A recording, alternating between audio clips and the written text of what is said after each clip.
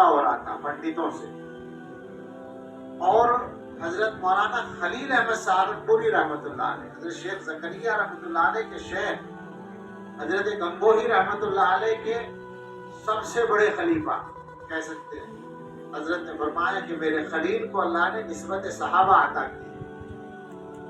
حضرت مولانا خلیل احمد صاحب رحمۃ اللہ علیہ حضرت مدنی رحمۃ اللہ علیہ کے بھی استاد تھے، حضرت شیخ الہند کے ساتھ،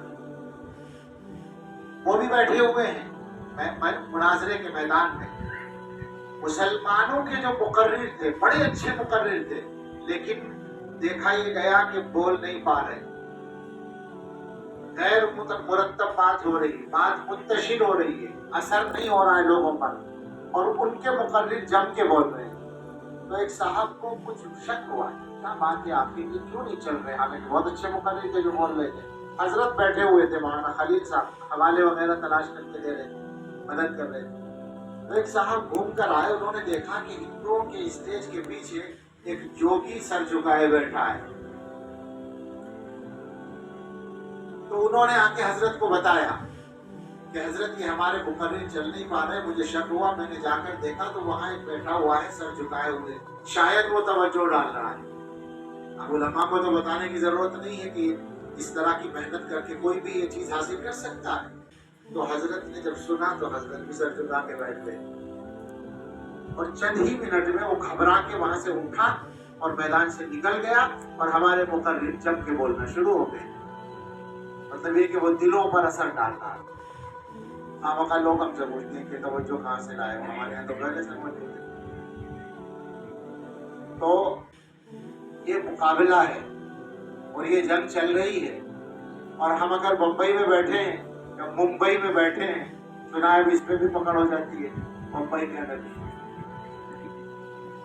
یہ لڑائی ہو جاتی ہے کہہ لیجیے۔ تو ممبئی میں بیٹھے ہیں تو یہاں تو ظاہر بات ہے کہ وہ طاقتیں زیادہ مضبوطی کے ساتھ کام کرتی ہیں، اور کل ملا کر یہ کہ میں نے کہا تھا کبھی کسی بیان میں کہ ہر جگہ کا ایک مزاج ہوتا ہے۔ دلی ہندوستان کی سیاسی راجدھانی ہے، سیاسی دارالحکومت ہے، انتظامی اور حکومتی، تو وہاں کے مزاج میں سیاست ہے۔ ہمارے یہاں گاؤں کا آدمی بھی ایسی سیاسی گفتگو کرے گا کہ آپ کو بولنے کی ضرورت نہیں رہے گی۔ اور ممبئی جو ہے اقتصادی راجدھانی ہے، تو یہاں پیسہ کمانے کی لائن ہے، ہر آدمی کا مزاج یہی ہے، اسی مشن کو لے کے آدمی آتا ہے، اور اس چکر میں دنیا کے سارے کام پیچھے ہوتے ہیں، یہاں تک کہ بیوی بچوں سے ملنا بھی نمبر 2 پر ہوتا ہے۔ میں جانتا ہوں ممبئی کے ایسے کاروباری لوگوں کو جن کی اپنے بچوں سے، چھوٹے بچے جو اسکول میں پڑھنے والے ہیں، ان سے ملاقات اتوار کے دن ہوتی ہے، اس لیے کہ صبح کو جب وہ اپنے کاروبار کے لیے نکلتے ہیں تو بچے سو رہے ہوتے ہیں، اور جب واپس آتے ہیں تو بچے سو چکے ہوتے ہیں۔ اس سے خود بتایا ایک بڑے آدمی۔ تو یہ جو مزاج ہے، اس نے مادیت کو طاقتور بنایا اور روحانیت کو کمزور کیا۔ اس پر بہت زیادہ محنت کی ضرورت ہے۔ بمبئی میں تو ہر کونے میں کچھ اہل دل بیٹھے ہوئے ہونے چاہیے، اس کی ضرورت ہے۔ اس علاقے میں کچھ حضرات الحمدللہ موجود ہیں، لیکن ظاہر ہے کہ ہر ایک کی اپنی ترتیبات ہیں اور معاملات ہیں۔ اگر زیادہ بے تکلفی کی اجازت ہے تو میں نام لے کر بھی بات کر سکتا ہوں۔ ہمارے قریب ہی کا علاقہ ہے، وہ بھی بمبئی ہی کہلاتا ہے۔ حضرت مولانا خلیل الرحمان سجاد نعمانی صاحب دامت برکاتہ تشریف رکھتے ہیں، یقیناً ان کی برکتیں حاصل ہوتی ہوں گی علاقے کو، مگر وہ میرے بڑے ہیں تو میں ان کو یہاں تو موقع بھی نہیں ویسے بھی، لیکن ویسے بھی میں ان کو کیا مشورہ دوں گا، مگر جی یہ چاہتا تھا کہ ان کے ساتھ بہت سارے کاموں کی مجبوریاں نہ لگی ہوتی، اور یکسوئی کے ساتھ کچھ افراد تیار کرنے کا کام اب بھی ہو رہا ہے یقیناً، لیکن اور زیادہ ہوتا ضرورت اس کی۔ ہمارے حاجی صاحب شکیل صاحب دعوت برکاتہ ماشاءاللہ بڑی شخصیت ہے، کام ہو رہا ہے، لیکن اب وہ بھی عمر اور صحت کے مسائل کا شکار ہے۔ حضرت مولانا منیر صاحب دعوت برکاتہ وہ بھی اب صحت کی اللہ تعالیٰ رکھے، عافیت کے ساتھ۔ اور بھی ہمارے بہت سارے بزرگ ہیں، حافظ صالح صاحب ہیں اور دوسرے کچھ مشائخ ہیں جن کو عام طور پر نہیں جانا جاتا، وہ بھی کام کر رہے ہیں، یکسوئی کے ساتھ کر رہے ہیں، لیکن زیادہ محنت کی ضرورت ہے، زیادہ کام کی ضرورت ہے، اور اصل مشن بنا کر صرف یہ کہ اللہ کی طرف انسانوں کو لانا ہے۔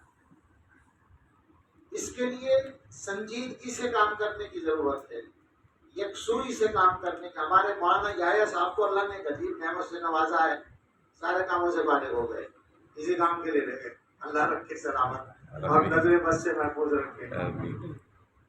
تو یہ موقع ہے، مگر چونکہ ان سے بے تکلفی یا گستاخی کی بھی گنجائش ہے، اس لیے میں بے تکلف بات کر رہا ہوں کہ کام کو کام ہی کی طرح کرنا پڑے گا، اور کسی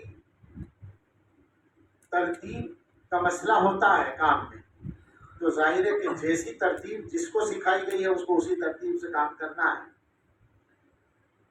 سلسلوں کی بات میری عادت ہے کیونکہ صاف بات کرنے کی، تو اور صاف کہے بغیر کام بھی نہیں چلتا ہے۔ تو مسئلہ یہ ہے کہ کوئی بھی سلسلہ ہو، کام کی ضرورت ہے، جس کا سلسلہ جو بھی، اور ان چیزوں کو منافرت کی بنیاد نہیں بنانا ہے، دوری کی بنیاد نہیں بنانا ہے۔ ہمیں کبھی کبھی اس کا تجربہ ہوتا ہے، ہمیں کم ہوتا ہے کیونکہ ہمارا تعلق دارالعلوم دیوبند سے بھی ہے، تو یہ مشکل ہے کہ لوگ ذرا سا احتیاط کر لیتے ہیں، لیکن بہرحال ہوتے ہیں کچھ مسائل۔ تو بے تکلفی سے گزارش ہے کہ ہر سلسلے کے اپنے جو طریقے بڑوں کے یہاں سے چلے آ رہے ہیں۔ مولانا سے بھی گزارش ہے کہ حضرت جی دامت برکاتہم کا